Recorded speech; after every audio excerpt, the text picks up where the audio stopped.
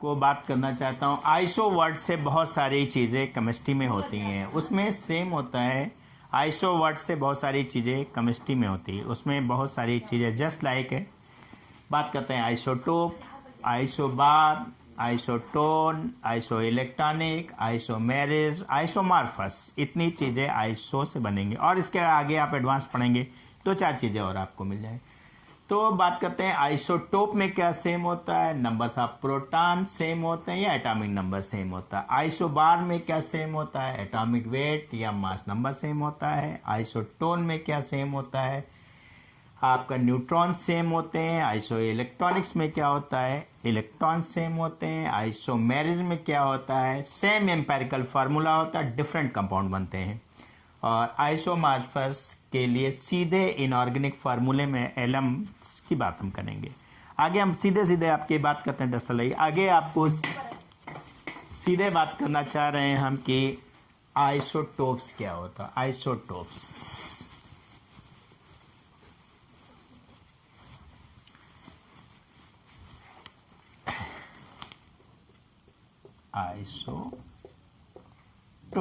Isotopes में same क्या क्या होता है और डिफरेंट क्या क्या होता है। जैसे आइसोटोप्स फॉर मैं एग्जाम्पल आपका लिखना चाह रहा हूँ, हाइड्रोजन का 1 1 1 2 1 एंड 3। दूसरा मैं आपको सीधे लिख देना चाहता हूँ, कार्बन 6 12, कार्बन 6 13, कार्बन 6 14। दूसरा एग्जाम्पल और का बहुत सारे हो सकते हैं, आपको एग्जाम्पल बात करें। सेम क्या क्या चीज़ें होती हैं, सेम, और डिफरेंट क्या चीज़ें होती हैं, ये चीज़ें आपको आना चाहिए। Different, same numbers of electron same होंगे, नंबर्स ऑफ प्रोटॉन सेम होंगे, केमिकल प्रॉपर्टीज सेम होंगी, नंबर्स ऑफ इलेक्ट्रॉन सेम होंगे, नंबर्स ऑफ प्रोटॉन सेम होंगे, केमिकल प्रॉपर्टी सेम होंगे, सेम प्लेस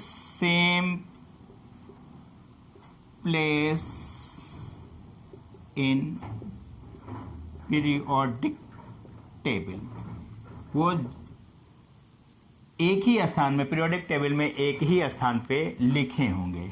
एक बात और कर लेते हैं, numbers of atomic number same होंगे, एटॉमिक नंबर। सीधे बात करते हैं, एटॉमिक नंबर सेम होंगे। जो आपका सीधा एग्जाम्पल मैं आपको दिखाना चाह रहा हूं, सीधे आपका एग्जाम्पल एक दूसरा आ रहा है, सोडियम 1123, सोडियम 1124। इनके अंदर देखें, इन दोनों फॉर एग्जाम्पल आपके नंबर्स ऑफ इलेक्ट्रॉन 11 हैं, नंबर्स ऑफ आपके इलेक्ट्रॉन 11 हैं, नंबर्स ऑफ आपके पास प्रोटॉन 11 हैं, तो नंबर्स ऑफ प्रोटॉन आपके पास 11 है। नंबर्स ऑफ न्यूट्रॉन अगर बात करने के 23 से आप 11 घटाएंगे तो आपका कितना आएगा, 12, और यहाँ सीधे 24 से आप 11 हटाएंगे आपका आएंगे 13। तो हम यहाँ पे और बात कर लेते हैं, नंबर्स ऑफ आपका एटॉमिक नंबर 11 है और एटॉमिक नंबर आपका 11 है। दूसरा आपका डिफरेंट होगा एटॉमिक वेट, यहाँ पे एटॉमिक वेट 23 है और यहाँ पे एटॉमिक वेट आपका 24। हमने सीधे बात करना चाहा कि इसमें सेम क्या होंगे, नंबर्स ऑफ इलेक्ट्रॉन, ये आपका नंबर्स ऑफ इलेक्ट्रॉन सेम हो रहा है। नंबर्स ऑफ प्रोटॉन सेम होंगे तो ये सीधे नंबर्स ऑफ प्रोटॉन सेम हो रहे हैं।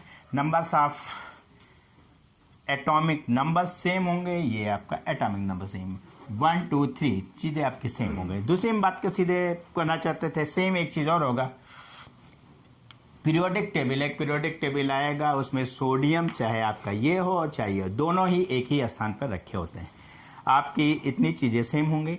जब आपका एटॉमिक नंबर सेम होता है तो आउटर मोस्ट सेल में नंबर्स ऑफ इलेक्ट्रॉन सेम होंगे, नंबर्स ऑफ इलेक्ट्रॉन सेम होंगे तो उनकी केमिकल प्रॉपर्टी सेम होंगी।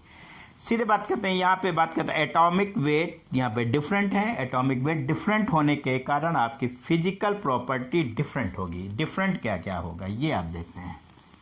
डिफरेंट,